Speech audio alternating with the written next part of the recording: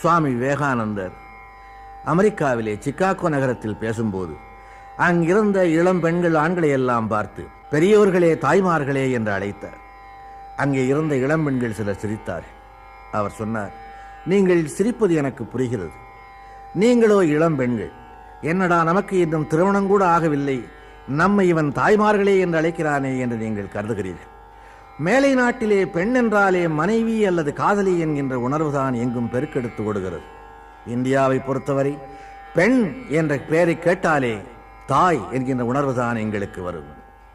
தாய், தாயே என்று அழைப்பது எங்களுடைய லட்சிய கனவாகும்.